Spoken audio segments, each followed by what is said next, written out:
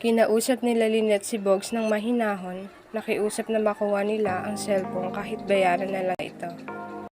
Pumayag naman si Bogs pero nais niyang ibigay sa halagang 1.5 million.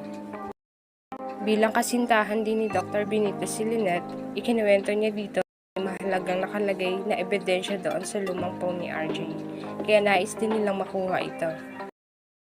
Ngayong alam na din ni Lynette ang tungkol doon sa old phone ni RJ, sinabi ni Annalyn na tutulong ang tatay niya sa malaking pera.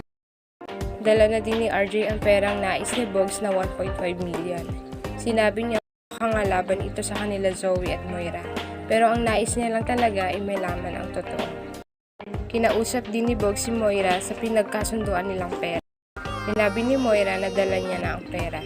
Tinanong ito kung saan sila magkikita.